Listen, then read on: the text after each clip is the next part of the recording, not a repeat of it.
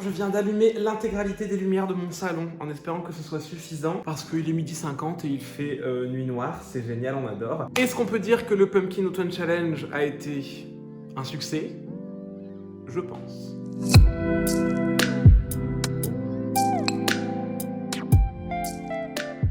Et bonjour à tous et à toutes, j'espère que vous allez bien. Écoutez, moi ça va. Aujourd'hui, on se retrouve pour une vidéo bilan de mon Pumpkin Autumn Challenge 2020. Et spoiler, ça s'est plutôt bien passé. Le petit placement de produit pour Chili's Bottle, voilà, ça sont des très bonnes gourdes. J'ai pas de partenariat rémunéré. Après Chili's Bottle, si vous regardez cette vidéo, un code promo, on s'appelle. Bon, alors c'est un secret pour personne, le Pumpkin Autumn Challenge est dès à présent terminé. Il se terminait le 30 novembre et nous sommes, à l'heure où je filme cette vidéo, le 2 décembre. Donc voilà, ça fait quelques jours que c'est terminé, que c'est clôturé. Et je vous avoue que cette année, je suis plutôt fier de moi parce que j'ai lu 25 livres. 25 livres à mon échelle, c'est vraiment plutôt pas mal vu que je lis très lentement, que je lis pas beaucoup de livres par an. Et voilà, cette année, ça a été une année super prolifique pour moi.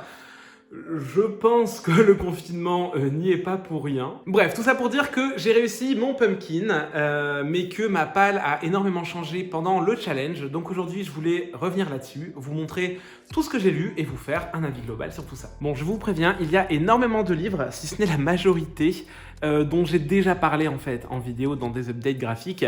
Donc je vais passer relativement vite sur la plupart des livres pour pas faire trop de redites. Vraiment, cette vidéo, elle est à voir comme un bilan général et pas une analyse complète de chaque livre que j'ai lu parce que sinon déjà ça va durer une plombe.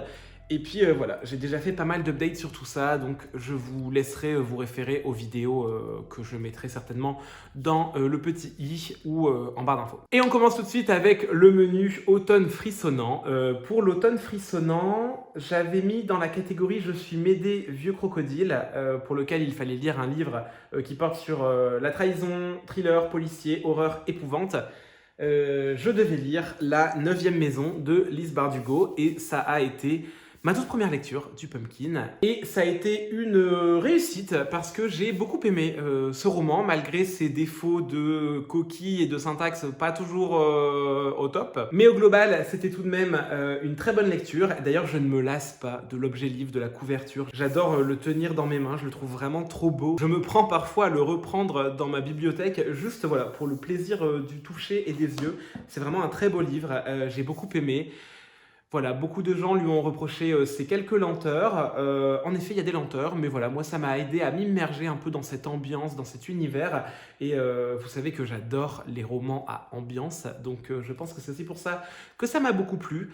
J'ai très hâte de lire le tome 2, même si, à l'inverse d'autres personnes, je suis pas en mode « Oh mon Dieu, je le veux maintenant, sinon je vais mourir ». Mais voilà, quand il sortira, je me ferai un grand plaisir de me l'offrir et de me plonger dedans. Ça filme toujours, là? Ça filme toujours? Oui. Dans la catégorie Les chimères de la Sylve Rouge, il fallait lire un livre gothique qui parle de vampires, de créatures de la nuit, de ténèbres ou de macabres. J'avais mis dans ma palle Loin de lui le soleil de Vincent Tassi, ainsi que Des milliards de tapis de cheveux de... J'ai oublié son nom. De Andreas S. Bach. Je n'ai pas lu Des milliards de tapis de cheveux, je n'ai pas eu le temps, mais par contre, j'ai tout de même lu Loin de lui le soleil de Vincent Tassi. Je vous en ai parlé il n'y a pas très longtemps dans un update. Ça a été une plutôt bonne lecture. C'était vraiment super de me replonger dans la plume de Vincent Tassi, dans sa plume toujours très poétique et très macabre. Clairement, Loin de lui le soleil, c'est pas destiné à tout le monde. C'est réservé à un public quand même très averti parce que c'est poétique, mais c'est quand même très dégueu parfois. J'avais beaucoup aimé ce livre qui nous parle donc de la genèse un peu de la Sylve Rouge, donc de cette forêt peuplée d'arbres rouges et de Aphélion le vampire. Et ici, en fait, on va suivre l'histoire d'Aphélion, comment a été créée la Sylve Rouge et comment Aphélion est devenu ce qu'il est dans Apostasie. Clairement, ne lisez pas Loin de lui le soleil si vous n'avez pas encore lu Apostasie. Par contre, si vous avez déjà lu Apostasie et que vous avez beaucoup aimé l'univers, je vous recommande vraiment de lire Loin de lui le soleil, d'autant plus que c'est vraiment très court, ça se lit très vite et j'ai beaucoup aimé. La troisième catégorie du menu automne frissonnant s'intitulait Les supplices de la belladone. Et pour cette sous-catégorie, il fallait lire un livre à la couverture noire. Et j'ai donc lu, comme promis, La maison dans laquelle de Mariam Petrosian. Ça a été la lecture commune du mois d'octobre sur la chaîne. Clairement, c'était un énorme pavé. J'avais très peur de ne pas réussir à le lire en entier parce que déjà, c'était pas une lecture facile. Et puis voilà, ça faisait plus de 1000 pages. C'était vraiment un gros truc.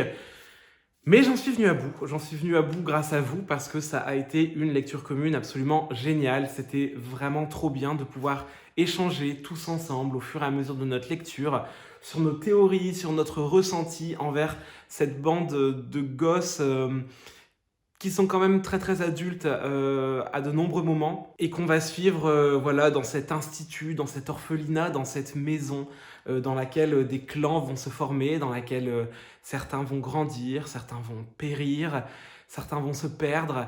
Et voilà, moi j'ai ressenti plein d'émotions en lisant La maison dans laquelle. La lecture commune s'est d'ailleurs terminée avec un live. D'ailleurs, je crois qu'il est toujours disponible sur la chaîne si vous ne l'avez pas vu. Mais voilà, ça s'est terminé avec un live où on a un peu pu discuter tous ensemble de nos impressions. Et voilà, c'était vraiment un grand coup de cœur. C'est une lecture qui m'a marqué et qui me marquera pour longtemps, je pense. J'avais prévu de faire une vidéo un peu globale, en fait, une vidéo entièrement destinée à la maison dans laquelle, pour vous parler de mon avis plus en détail. Et je ne l'ai toujours pas fait. Si je ne l'ai pas fait, je vous avoue que c'est pas par flemme ou par manque d'envie, parce que vraiment, ça a été un coup de cœur, ça a été un truc très très fort. Et j'ai adoré le partager dans la lecture commune, c'était vraiment bien. Et j'ai peur qu'une simple vidéo de 15 minutes, 10 minutes, ne soit pas suffisante en fait pour vous faire comprendre à quel point ça m'a impacté, ça m'a serré le cœur, aussi bien le livre en lui-même que le fait de l'avoir partagé avec vous. Et voilà, vu que je trouve pas les mots, j'ai toujours pas tourné la vidéo. Je sais pas si je la tournerai, je vous avoue, parce que pareil, c'était une lecture qui était très agréable à partager en la lisant.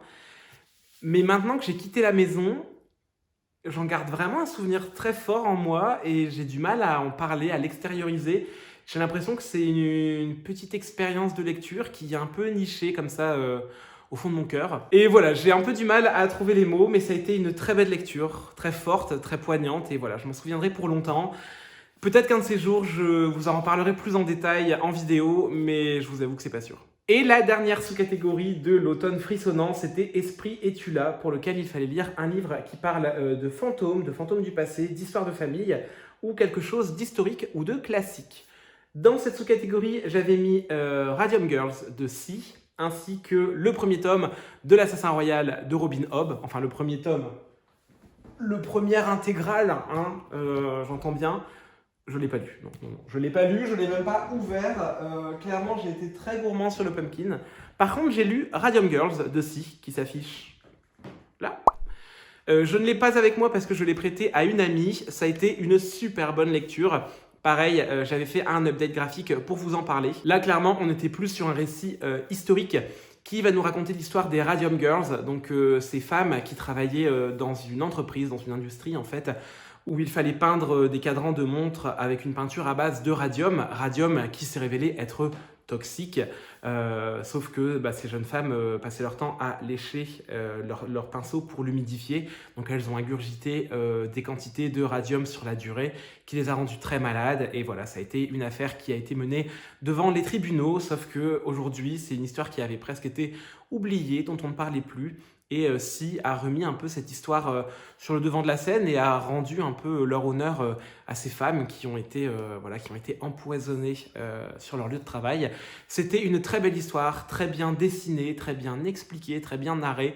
J'ai beaucoup aimé et je vous invite à la découvrir. Alors on passe au deuxième menu qui s'intitulait Automne douceur de vivre, pour lequel il y avait aussi 4 sous-catégories. La première sous-catégorie, c'était Il fait un temps épouvantail, et pour cette sous-catégorie, il fallait lire un livre qui parle d'Halloween ou d'automne. Et ça a été une galère, je vous avoue, pour trouver un livre, parce que au départ, j'avais prévu de lire Rocaille, sauf que je ne l'ai pas lu. Genre, j'avais vraiment pas le temps de relire un autre livre assez gros. J'avais très très envie de le lire parce que j'ai entendu beaucoup de bons retours pendant le Pumpkin. Mais voilà, j'ai pas eu le temps. Au lieu de ça, je me suis dit, je vais me lancer dans la saga Paper Girls, qui s'affiche là, qui est donc un roman graphique. Et pareil, je ne me le suis pas offert parce qu'il y a eu le reconfinement et plein de choses qui ont fait que j'ai pas forcément eu le temps ni l'envie en fait de me lancer dedans. Donc au final, j'ai lu Les filles de Salem, qui m'a été prêté par une de mes amies, et depuis je lui ai rendu. Les filles de Salem, dont je vous ai parlé en plus dans un vlog, je crois.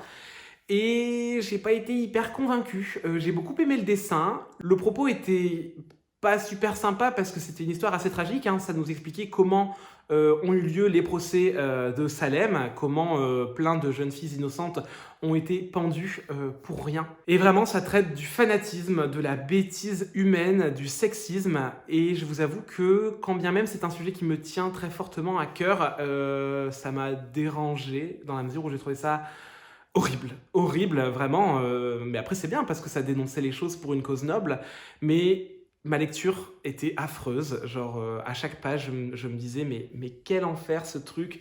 C'était glauque, ça m'a... J'étais pas bien. J'étais vraiment pas bien quand je l'ai lu. Alors, je pense que c'est un bon livre parce que le propos a été bien expliqué et bien narré et bien dessiné parce que je salue encore une fois le dessin. Mais c'était trop pour moi, bizarrement, alors que j'ai l'habitude de lire des choses voilà, qui parfois me touchent et me font, entre guillemets, du mal. Mais là, vraiment, je devais pas être dans le bon mood. J'ai pas passé un bon moment de lecture. C'était trop glauque pour moi, c'était trop noir. Et quand je l'ai terminé, j'étais content de l'avoir eu terminé. Je l'ai rendu à ma pote et voilà, je le relirai pas. Et c'est pas un livre qui me marquera parce que voilà, parce que c'était trop. Ensuite, dans la sous-catégorie siroter un chocolat chaud à la cannelle sous les sols, les mots-clés étaient anthropomorphisme, enfance, feel good et cocooning. Là, je m'étais mis Le château de Hurle de Diana Wynne Jones, qui est juste là. Et spoiler, je ne l'ai pas lu non plus. Mais j'ai lu d'autres choses. J'ai lu 9 livres dans cette sous-catégorie. C'est plutôt pas mal, mais vous allez dire que je triche, parce que déjà j'ai lu les 8 premiers tomes de Cardcaptor Sakura Clear Card Arc. Là je vous montre le tome 8, mais donc j'ai lu les tomes 1 à 8. Je vous en ai aussi parlé dans un update graphique. Ça a été une très bonne lecture. Je l'ai mis dans la catégorie cocooning, enfance, feel good, parce que clairement, Sakura, c'est le premier manga que j'ai lu quand j'étais gamin. Donc redécouvrir une nouvelle histoire, enfin la suite de l'histoire de Sakura en étant plus adulte, ça a été un peu voilà, comme une Madeleine de Proust. J'ai passé un super bon moment, vraiment Clear Card Arc, c'est un super arc. Si vous avez aimé le premier arc, je vous recommande très chaudement de vous plonger dans le second arc parce que voilà, il est vraiment super et j'ai hâte que le tome 9 sorte en avril 2021. Et après avoir lu Sakura Clear Card Arc, je me suis lancé dans un autre roman que je n'avais au départ pas prévu pour le Pumpkin Autumn Challenge, mais que mon acolyte Paper Palace avait prévu de lire. Elle m'a un peu engrainé pour que je l'achète. Bon, je vous avoue, ça n'a pas été très difficile vu la gueule du bouquin qui est genre magnifique. Mais voilà, elle m'a motivé à l'acheter et le jour où elle a commencé, elle m'a dit « ça te dit pas qu'on le lise ensemble ?» Et donc, on a fait tous les deux une lecture commune de Anne de Green Gables de Lucy Maud Montgomery. Et quel chef-d'œuvre qui est Anne de Green Gables. Je ne vous en ai pas encore parlé en vidéo, tant mieux. Anne de Green Gables, c'est un grand classique de la littérature canadienne. Et dans ce roman, on va suivre Anne Shirley, qui est une orpheline, qui va être recueillie par un couple, enfin pas un couple, par un frère et une sœur fermiers. Et au départ, ils voulaient adopter un garçon, parce qu'il leur fallait un petit coup de main à la ferme, sauf qu'un micmac et un quiproquo a fait que est arrivée chez eux Anne qui est une fille et qui clairement n'allait pas travailler à la ferme. Mais au final, les deux frères et sœurs... Pourquoi est-ce qu'on n'a pas de mot en français pour dire siblings comme en anglais? Ouais, je fais trop genre le mec, je suis bilingue et tout. Non mais voilà, ce frère et cette sœur vont décider malgré tout de garder Anne sous leur toit et de l'élever comme si elle était leur propre fille. Et vraiment, j'ai trouvé ça très beau, très touchant. On va suivre Anne qui est totalement candide et ingénue, qui passe sa vie à poser 1 milliard de questions, à se faire des réflexions sur la vie. Elle nous pond des paragraphes et des monologues sur plusieurs pages et les autres personnages ont à peine le temps de glisser une ligne de dialogue.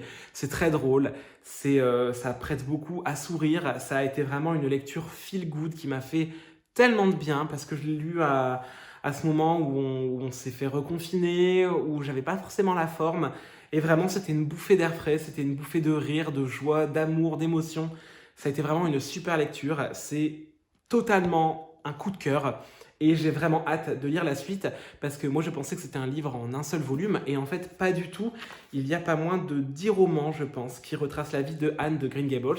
Donc ici en fait on suit son enfance mais petit à petit elle va grandir et on va suivre au final toute sa vie dans cette série de romans de Lucy Maud Montgomery, et je sais que le tome 2 est prévu aux éditions de Monsieur Toussaint, l'ouverture pour le mois de février. Autant vous dire que je l'achèterai le jour même de sa sortie et que je me plongerai dedans immédiatement parce que voilà, j'ai trop hâte de me replonger dans l'histoire de Anne, de la redécouvrir et de repasser du temps avec elle parce que c'est vraiment une jeune fille très attachante et voilà, j'ai juste hâte. Et pour la troisième sous-catégorie de l'auteur Doucane de Vivre, qui s'intitulait « Fafnir ton assiette, sinon pas de piécette », il fallait lire un livre qui parlait de créatures légendaires, du petit peuple, de légendes, de mythes ou de contes. J'avais au départ prévu de lire Watership Down de Richard Adams. Voilà pour le côté animaux, nature, petit peuple, vu que c'est une histoire de lapin. Et malheureusement, pareil, je ne l'ai pas lu. Heureusement que pour cette catégorie, j'avais prévu un livre de secours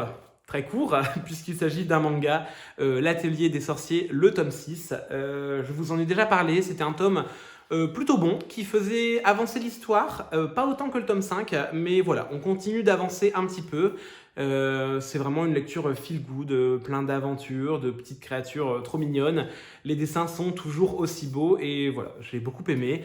Je lirai le tome 7 à sa sortie et je n'oublierai pas de lire Watership Down très bientôt, je l'espère, mais voilà, j'avoue que je l'ai un peu mis de côté. Et pour terminer avec l'automne douceur de vivre, la dernière catégorie était A Window to the Past. Et pour cette catégorie, les mots-clés étaient sorcière, sorcier, SFFF et magie.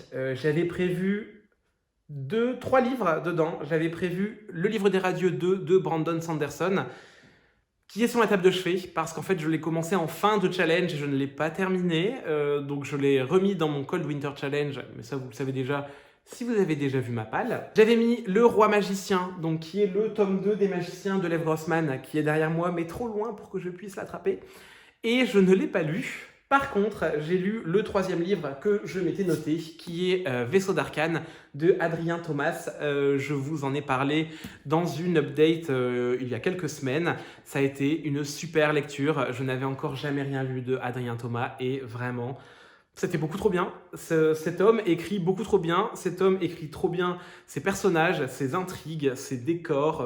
Enfin, tout est bien, tout est bien. J'ai envie de lire tous les livres de Adrien Thomas et voilà, vraiment. Vaisseau d'Arcane, ça a été une super aventure. D'ailleurs, il n'y a pas très longtemps, il a dit sur Twitter qu'il venait de commencer à écrire le plan du tome 2, parce que c'est une duologie. Et je vous avoue que j'ai eu envie de pleurer à la fois de joie et de désespoir quand j'ai vu ça, parce que je me suis dit, cool, il commence à écrire le tome 2.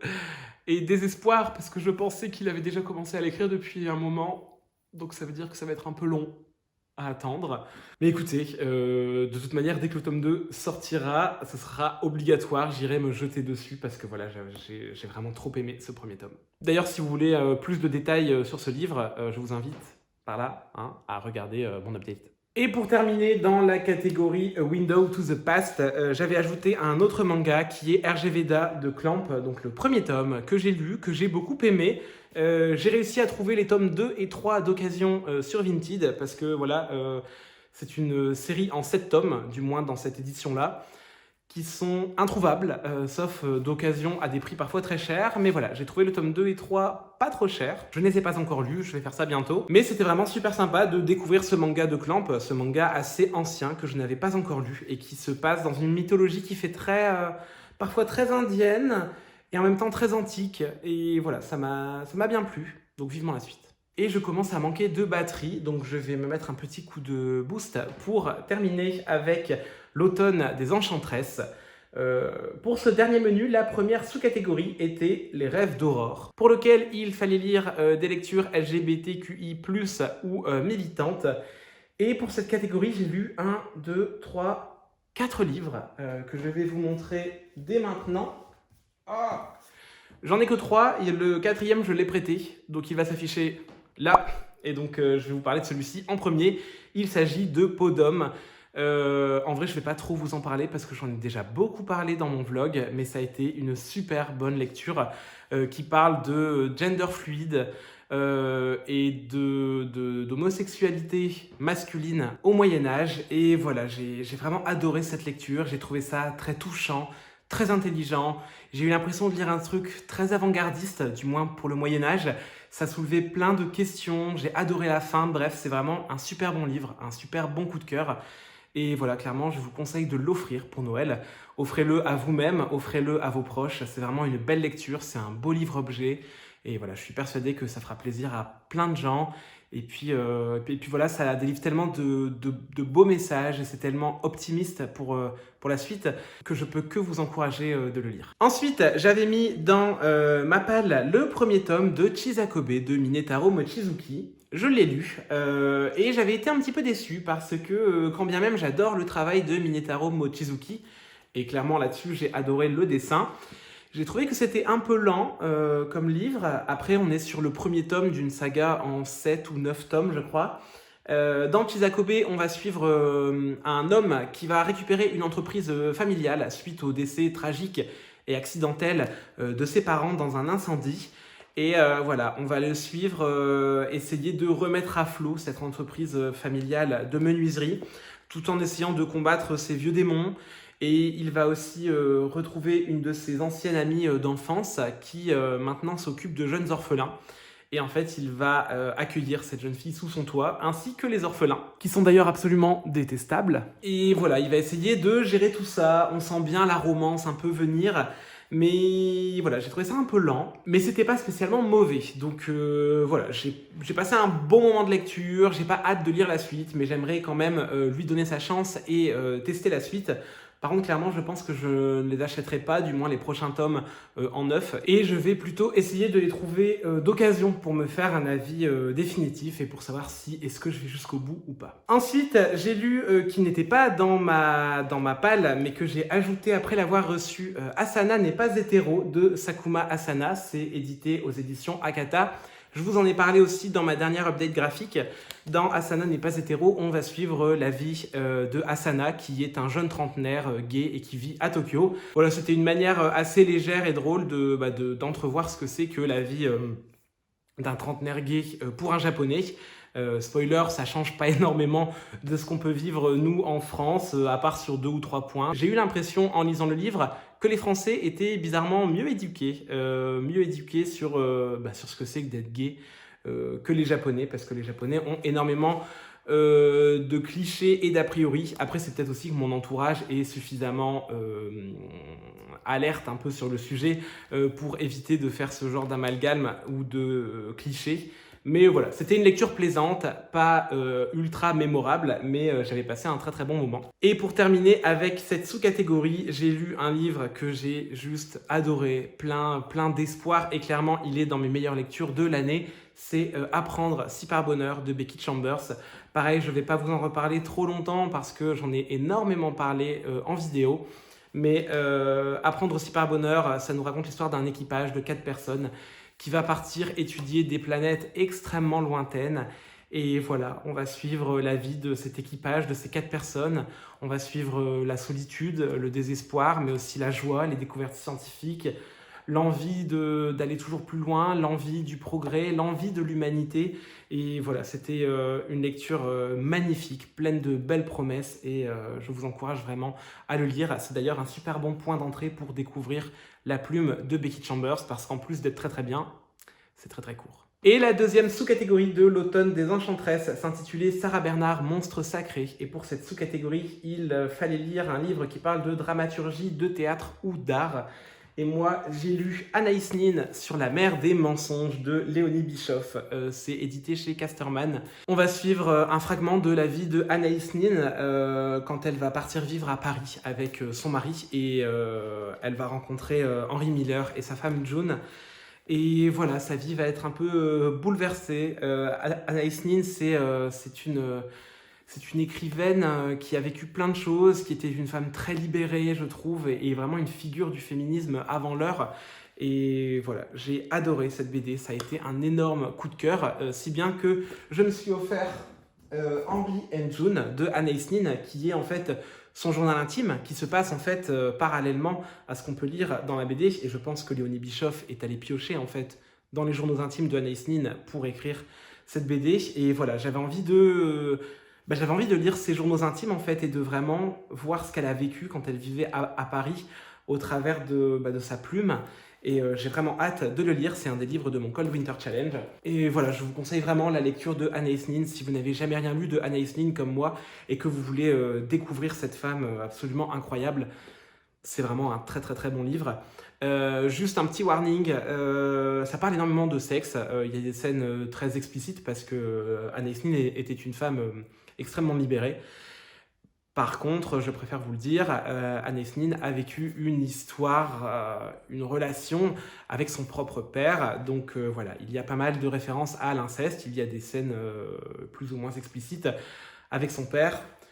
Donc voilà, je préfère vous mettre en garde parce que je sais que ça peut être quelque chose de compliqué pour certaines personnes, mais c'est malgré tout un très très très beau livre. Et on arrive doucement à la fin de ce bilan avec l'avant-dernière sous-catégorie qui s'intitulait « Les écailles de Mélusine ». Et pour cette sous-catégorie, les mots-clés étaient « transformation » et « métamorphose ». J'avais sélectionné 4 livres et je n'en ai lu que 2, mais j'en ai quand même lu 2. J'avais noté Le Puits de l'Ascension de Brandon Sanderson que au final je n'ai pas lu. C'est pas l'envie qui me manque, j'ai très envie de continuer à suivre les aventures de Vin.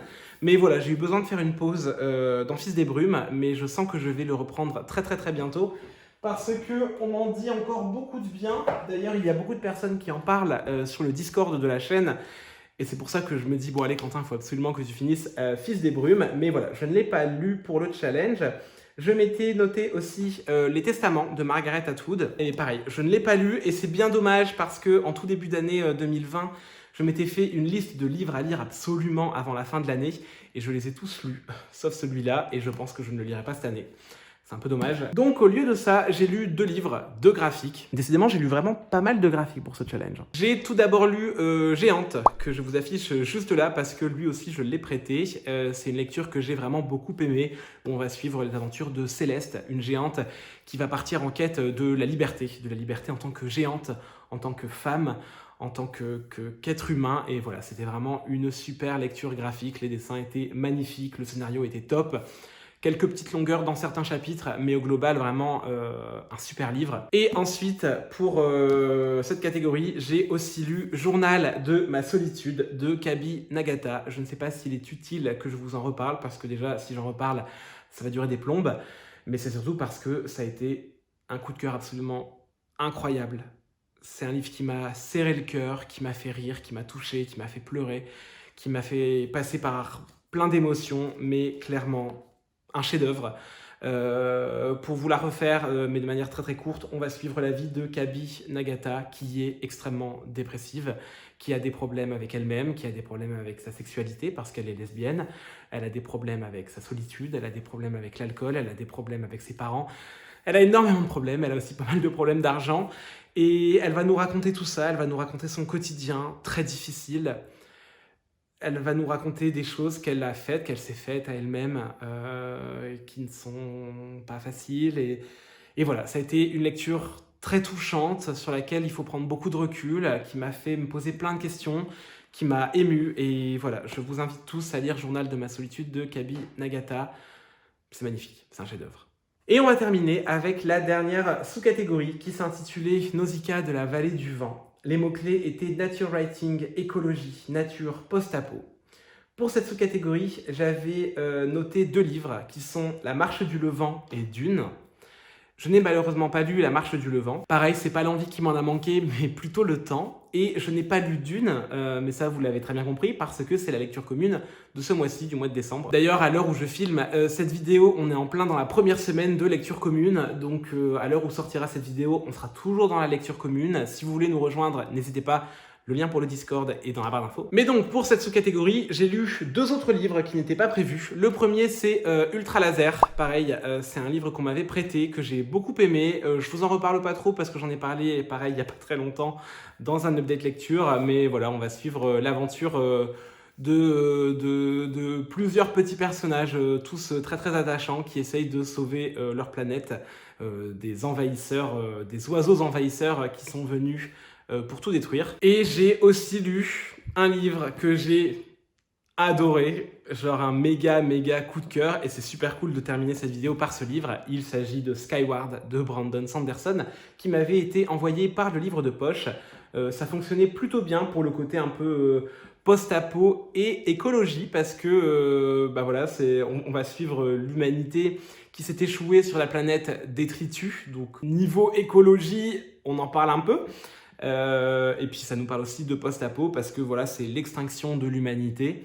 C'est très bien écrit, comme toujours chez Sanderson, c'est très intelligent, c'est très futuriste, plein de surprises et tout. Enfin bref, c'était vraiment un super bon livre. Mais pareil, je vous en ai beaucoup parlé dans une vidéo il n'y a pas très longtemps, donc je ne vais pas remétaler dessus, mais Skyward, ça a été une super lecture.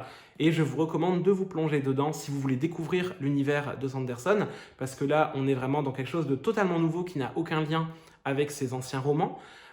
Et puis on est dans une plume peut-être plus accessible parce que c'est un young adulte, là où les autres livres de Sanderson sont plutôt de la littérature adulte. Donc voilà, ça se lit plus vite, ça se lit plus facilement, mais c'est toujours aussi bien. Et voilà, je vais m'arrêter là pour ce bilan du Pumpkin. Je suis désolé si vous avez eu l'impression que j'allais extrêmement vite sur les livres, mais voilà, vu le nombre de livres qu'il y avait, j'avais pas forcément le temps de m'attarder sur chaque livre, et là mon but c'était vraiment pas de faire une analyse complète de tout ce que j'ai lu, mais juste de faire un bilan global sur l'ensemble de mes lectures du Pumpkin selon les catégories, et puis de voir aussi comment ma palle a été modifiée pendant ces 3 mois de challenge. Et comme toujours, grâce à Guimauve, j'ai passé un automne vraiment génial. Je n'ai jamais autant lu de ma vie en 3 mois, je crois. Comme je vous l'ai dit, j'ai lu environ 25 livres. Je vais refaire le compte. 27, pardon. J'en ai lu 27. J'ai lu 27 livres pour le Pumpkin. Voilà, c'est énorme. 27 livres en 3 mois, je vous avoue, pour moi, c'est du jamais vu. Donc je suis hyper content de moi. Mais de toute manière, j'avais été super inspiré par les catégories cette année du Pumpkin. Bref, là-dessus, je vais pas blablater plus longtemps parce que je crois que cette vidéo est suffisamment longue. Donc moi, tout ce qui me reste à faire, c'est vous souhaiter, comme d'habitude, de très belles lectures. Et surtout, prenez soin de vous. Et on se retrouve très bientôt dans une prochaine vidéo. Ciao!